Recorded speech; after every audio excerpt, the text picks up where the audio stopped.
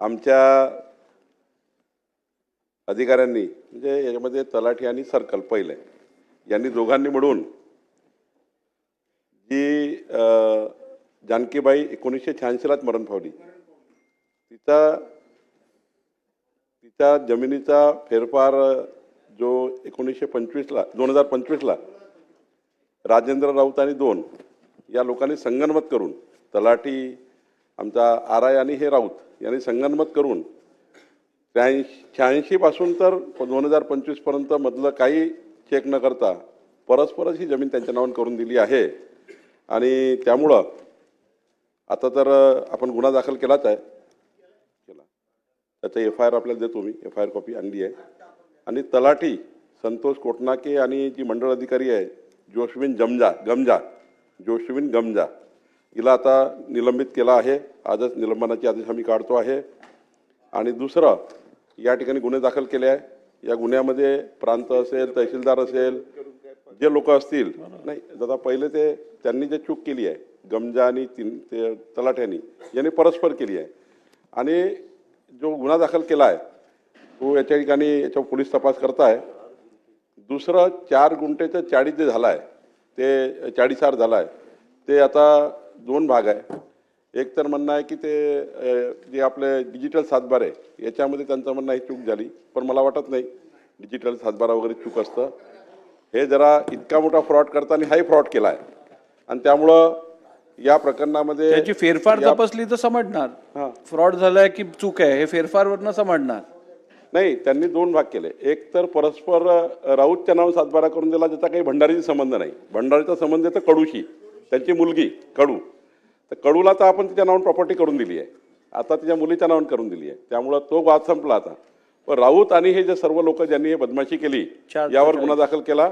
दुसरा एक महत्त्वाचा प्रश्न आहे 4 ते 40 कसं झालं याच्यावरही आम्ही गुन्हा दाखल करतो आहे।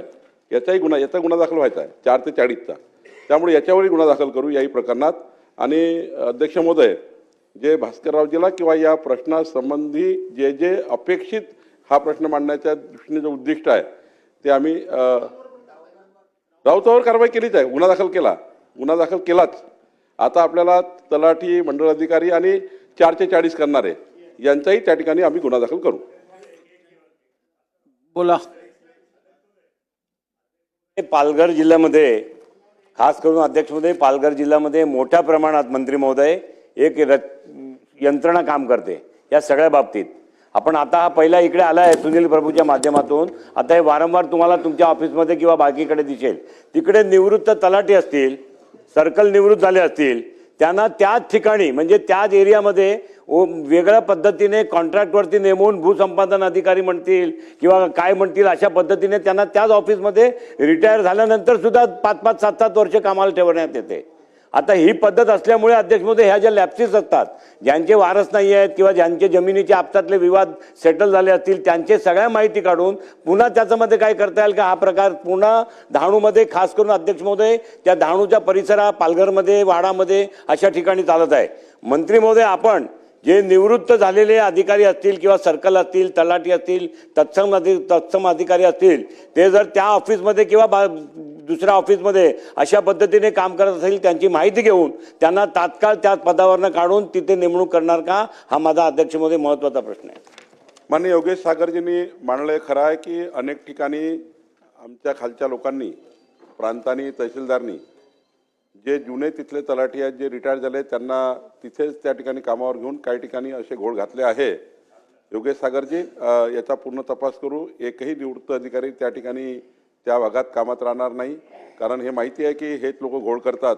आणि खास करून पालघर, ठाणे, रायगड, त्या ठिकाणी नवी मुंबई या परिसरामध्ये नाशिक, पुणे आणि थोडा संभाजीनगर, थोडं नागपूर हे केंद्र आहेत। नागपूर शहर, संभाजीनगर, नाशिक, पुणे, रायगड, नवी मुंबई, पालघर, आता पालघर मोठं केंद्र झालं आहे आणि त्यामुळं नवी मुंबई या भागामध्ये आपली सूचना अत्यंत योग्य आहे। या सूचनेचं पालन सरकार करेल।